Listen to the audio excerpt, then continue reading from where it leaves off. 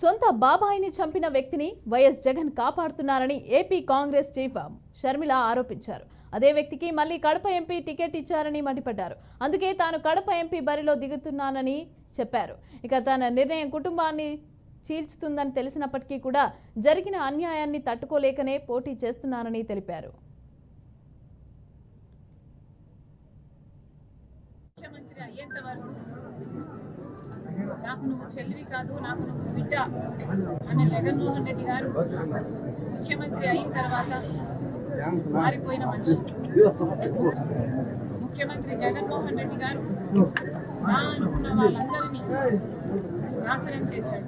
ఈరోజు కడపలో ఎంపీ అభ్యర్థిగా వివేకానంద రెడ్డిని హత్య చేసిన వాళ్ళకే టికెట్ ఇవ్వడం జరిగింది. ఇంత ఘోరమని తెలిసి కూడా ప్రజలు హర్షించరు అని తెలిసి కూడా ఎంత అహంకారం కాకపోతే మళ్ళీ అదే అవినాష్ రెడ్డికి జగనన్న గారు టికెట్ ఇస్తారు.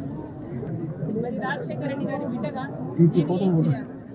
రాజశేఖర రెడ్డి గారి తమ్ముడి విషయంలోనే నేను న్యాయం చేయలేకపోతే ఇంకా ప్రజలకు ఏం న్యాయం జరుగుతుంది? రాజశేఖర రెడ్డి గారి తమ్ముడి బిడ్డ సునీత న్యాయం కోసం ఈ రోజు వరకు కూడా కోర్టు తిరుగుతుంది, గడప గడప తిరుగుతుంది.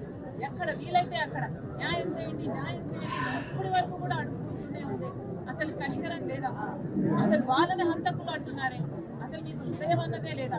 మీ పార్టీ జగనన్న గారు అవినాష్ రెడ్డిని ఎంపీగా నిలబెట్టారు కాబట్టి ఇది అన్యాయం, కాబట్టి ఈ హత్య రాజకీయాలు మేము విరుద్ధం, కాబట్టి ఒక హంతకుడు హత్య చేపించిన వాళ్ళు మళ్ళీ చట్ట సభల్లోకి వెళ్ళకూడదు అన్న నిర్ణయం తీసుకుని ఈరోజు నేను రాజశేఖర రెడ్డి బిడ్డను కడప ఎంపీగా నిలబడడం జరుగుతుంది.